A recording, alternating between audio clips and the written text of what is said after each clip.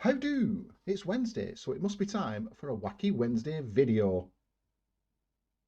Sorry, was that smile a bit too camp? Intro.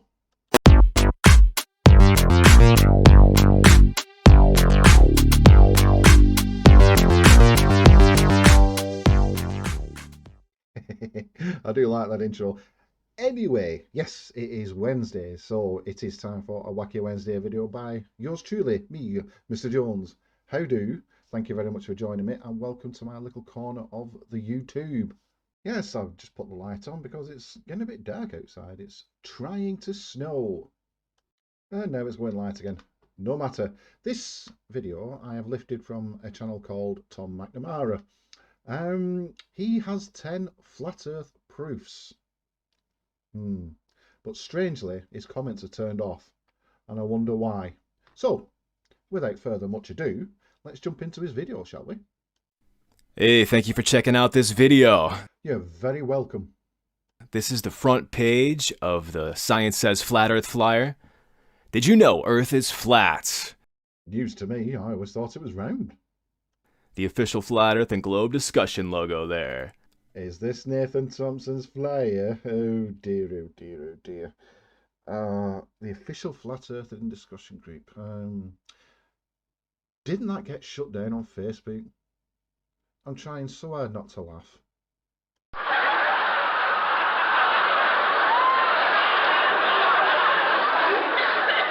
The next page we have NASA fails. NASA fails. At what? No idea. Cooking a beef Wellington? YouTube bubbles in space. NASA trains its astronauts in a pool. Coincidentally, in many NASA spacewalk videos, bubbles are visible moving through space. Drain the pool, NASA! No. Those are not bubbles. They are just little particles of water ice. And that's all.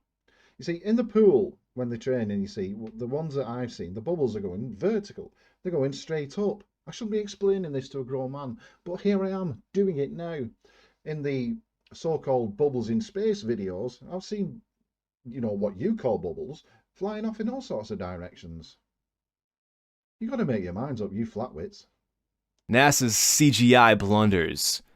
NASA has been caught time and again faking space. From stop-motion animation, to green screen glitches, to bad Photoshop, to countless CGI planets and images. Photoshop levels reveal composited image of Earth. AS11-44-6642. That is the Lunar Module Ascent stage. The picture taken by Michael Collins in 1969, obviously during Apollo 11. Here it is in more detail, and it is one spectacular, beautiful image. It really is astounding stuff. I wasn't aware they had Photoshop though in 1969. That's a difficult one. Footage shows Neil Armstrong and crew discussing how to fake the famous view of Earth. Not sure, but that footage or that photograph in particular looks like it's been taken from, I think, a film called A Funny Thing Happened on the Way to the Moon, which has been debunked so many times it's not even funny anymore. Laugh track.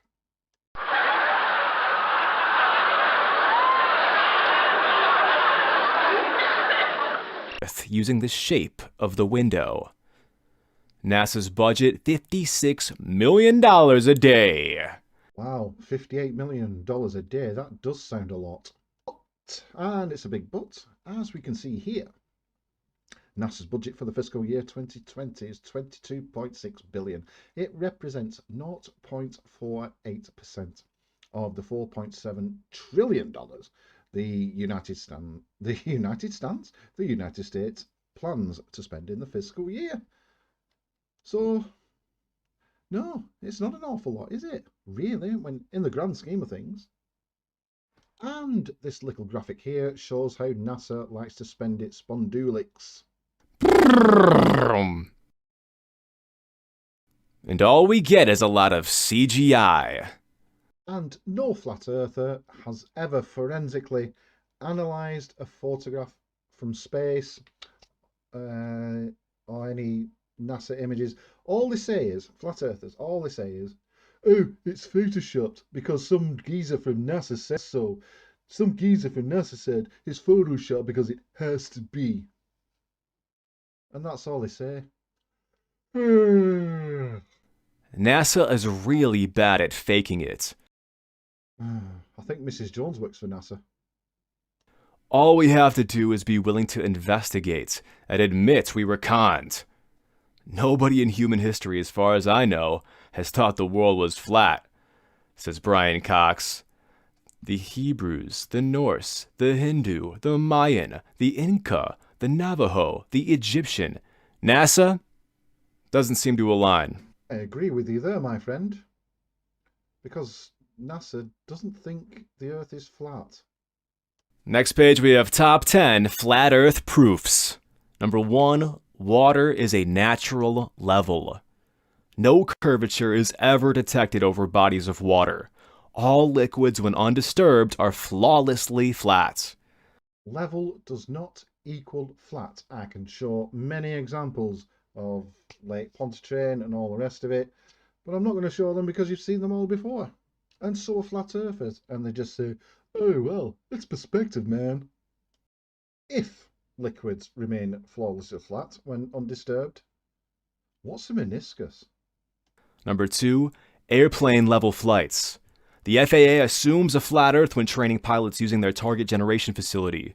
An airplane traveling 500 miles per hour would have to compensate for a drop of 2,777 feet every minute to maintain cruising altitude and not fly off into space.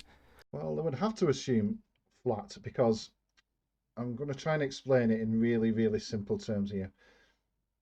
Planes, really, really small. Earth, really, really big. Is that easy enough for you? Plus, they don't have to dip their nose or anything. They are just following the curve of the Earth. It's just as simple as that. If the Earth was the size of a beach ball, about 2 miles wide, it will have to dip its nose, but it isn't. It's really, really big. Number 3, science says it's stationary. No, it doesn't. Every scientific experiment has proven Earth's completely stationary. No, it hasn't. The sun, moon, and stars move around polar center above us.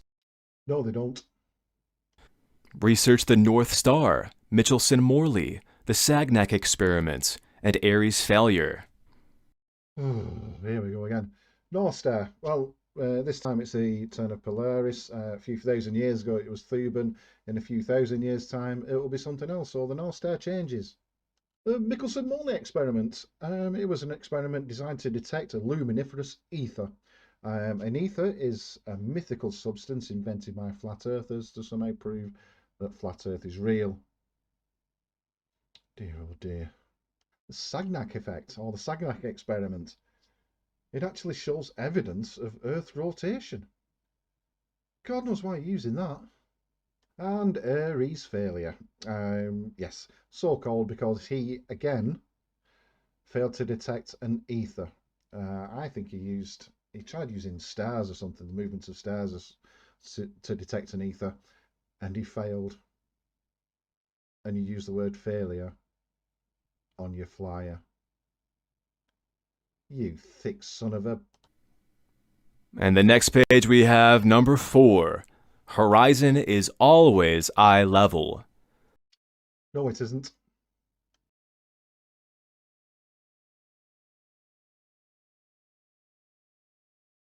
Number 5. We see too far. Mount Canigou in France is seen 175 miles away. According to the curvature formula of Earth, 8 inches times miles squared, the peak should be 3,000 feet below the horizon. First of all, 8 inches per mile squared is not the formula for the curvature of the Earth. That describes a parabola, which is shaped a bit like a willy. And Mount Canigou, Canigou? I'm really sorry if I pronounced that wrong. My apologies. The Mount Canning phenomena is a phenomena that happens in February and towards the end of October. Only happens twice a year, and you can see it because light refracts. An example of refraction of light is you put a pencil into a water and you can see the pencil shift when it's below the water. So, yeah. Infrared is very revealing. Mount Canigou at 175 miles away. And we have Mount San Jacinto at 123 miles away. The mountain peak should be here for a curved Earth, but it's here. Infrared footage. Footage by J. Tolan Media 1. I agree. Infrared is very telling. Check out this little screenshot from a Flat Earthers video that shows the curve beautifully. Notice the red line and notice a little bump above that red line. That's called Earth curve. Number 6, the dome is real. No, it isn't. Next. Moving on to the next page, we have number 7. Moonlight is cold. No, it isn't. A laser thermometer proves moonlight is colder than in the shade. This fact indicates that the moon is not a reflector of the sun's light, but rather a light source in and of itself. If the moon was a light source, we wouldn't see shadows on the moon created by the craters and the various mountains and things that are on the moon.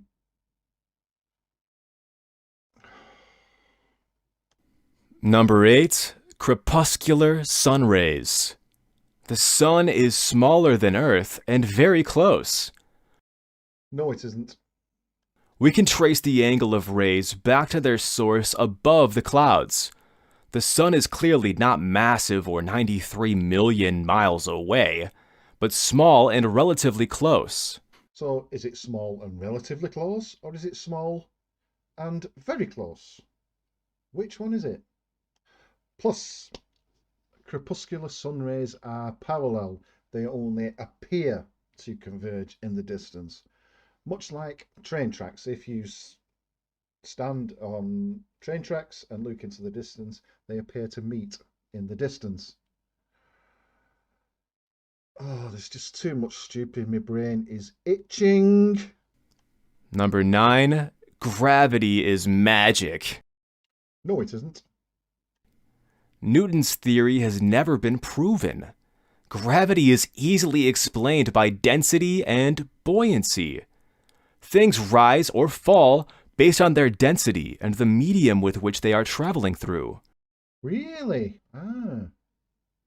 You know the formula for buoyancy? It contains little g, which stands for gravity. And depending on the medium that they're traveling through. So why, in a vacuum chamber, are things falling down or falling towards the Earth? Why? And you can have different density of objects as well. You can have feathers and basketballs or what have you. They always fall down at the same rate. Density cannot explain this because density is not a force. Density on its own, this cannot move on its own. It needs a force to move it. I am applying the force to move this object.